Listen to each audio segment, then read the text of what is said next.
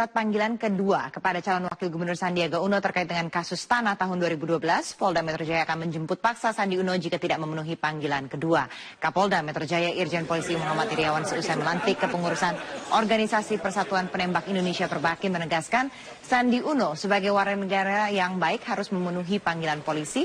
Menurut Kapolda, semua warga negara sama di hadapan hukum, termasuk Sandi Uno. Permintaan Sandi Uno agar pemeriksaan dilakukan setelah pelaksanaan pemungutan suara putaran kedua pilkada tidak bisa dipenuhi. Pasalnya peraturan Kapolri terkait dengan penundaan pemeriksaan calon yang sedang mengikuti pilkada sudah tidak berlaku. Sebelumnya, Sandi Uno dilaporkan ke Polda Metro Jaya terkait berbagai kasus, diantaranya kasus dugaan penggelapan lahan tanah tahun 2012 silam. Dan kasus ini dilaporkan Francisca Kumalawati Susilo yang saat ini mulai ditangani oleh pihak Polda Metro. Yang Pak Sandiaga itu belum mangkir dari panggilan itu? Sebagai warga negara yang baik harus ikut aturan hukum. Jadi kalau nanti tidak datang lagi tentu tidak akan panggilan kedua dengan disertai membawa. Itu aturannya semua sama, equality before the law, sama semua di muka hukum. Jadi perlakuan sama, karena perkap tentang pengaturan bagi calon gubernur, calon bupati, wali kota sudah tidak berlaku. Jadi sebelum ada nanti pemegang syarat kita akan tindak lanjut. Tapi ada permintaan setelah pilkada nanti itu gimana? Tidak bisa begitu, karena aturannya ada mengatur. Ada Jerry Sumampau, Koordinator Komite Pemilih Indonesia. Bapak-bapak, terima kasih telah hadir bersama kami di Studio Metro. Kita ke Pak Jufri terlebih dahulu. Pak Jufri, tadi dikatakan oleh Ketua Bawaslu RI itu sebetulnya ada sanksi mengenai diskualifikasi jika ternyata terbukti paslon menggunakan isu sara dalam pilkada. Ini kan khususnya untuk pilkada DKI, isu sara sangat kencang sekali terjadi, terutama di putaran kedua. Ini sejauh mana kemudian tindakan dari Bawaslu?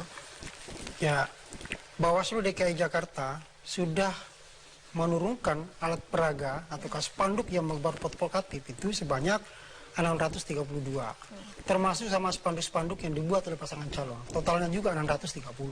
Jadi total spanduk yang kami sudah turunkan itu 1.262 spanduk yang terkait dengan pilkada.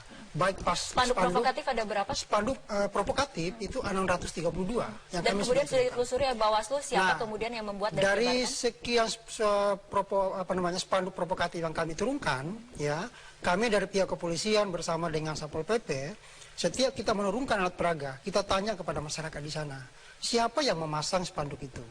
Masyarakat tidak bisa memberikan informasi siapa namanya. Investigasi kemudian, hanya sebatas bertanya kepada masyarakat atau bisa lebih dari itu, Pak Jufri? Lebih dari itu, karena setiap informasi yang kami dapatkan dari masyarakat bahwa ada pemasangan spanduk, apakah itu di masjid, apakah itu di pinggir jalan, kami tetap melakukan bersama dengan kepolisian dan kejaksaan untuk menginvestigasi.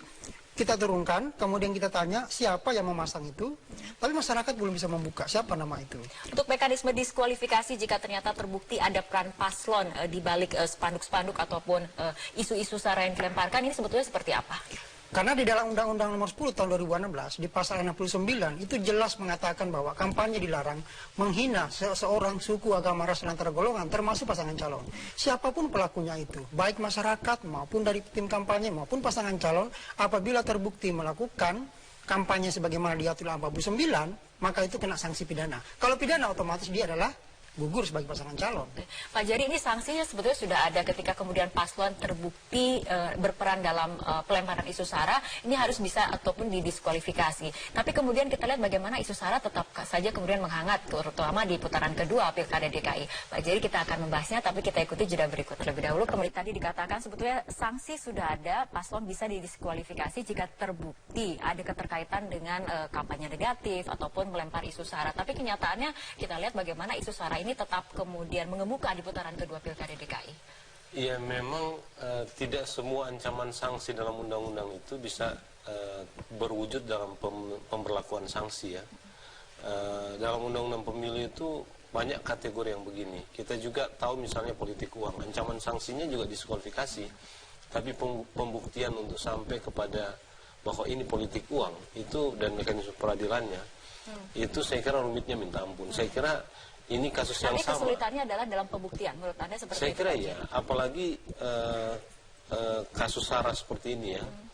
Kan kalau tadi Mas Jufri ini mengatakan kita sudah tanya orang-orang tidak ada yang mengaku gitu, ya, atau tidak ada yang memberitahu siapa. Memang menjadi agak sulit kalau pembuktian pembuktiannya seperti itu ya. Bertanya kepada orang di Harusnya sekitar, artinya seperti apa Pak Jerry? di sekitar tempat itu ya, bahwa siapa yang pasang ini isunya sensitif seperti itu, saya kira nggak akan ada yang mau. Melapor aja susah ya, apalagi kalau ada yang mau mengaku sebagai pelaku ya, atau bahkan masyarakat. Jadi memang kasusnya itu harus harus tertangkap tangan ya, karena itu mungkin memang kerja-kerja Panwas di tingkat lapangan itu yang harus diperkuat ya, juga memonitor pihak-pihak atau orang-orang yang memang sengaja melakukan pemasangan-pemasangan spanduk khususnya ya, yang secara langsung memang menyebar isu sara gitu. Oke. Pak Jufri, ini apakah memang kesulitannya ada di pembuktian ketika kemudian untuk melihat siapa yang berada di balik misalnya melempar kampanye-kampanye negatif, dalam hal ini isu sara? Ya, kami memang ya keterbatasan personel kami di tingkat kelurahan, karena dalam satu kelurahan hanya satu pengawas kami di sana. Kalau tidak dibantu dari masyarakat untuk mengawasi proses pilkada di DKI ini, tidak akan mampu menyelesaikan semua persoalan di DKI Jakarta. Maka dari itu kami menyarankan kepada seluruh komponen masyarakat untuk bersama-sama menjaga, mengawasi jalannya pilkada ini. Kalau ada indikasi-indikasi pelanggaran yang ditemukan, segera melaporkan kepada pengawas pemilu, ya, karena tapi kemudian sebelum menunggu laporan dari masyarakat, Bawaslu apakah kemudian proaktif juga ke lapangan?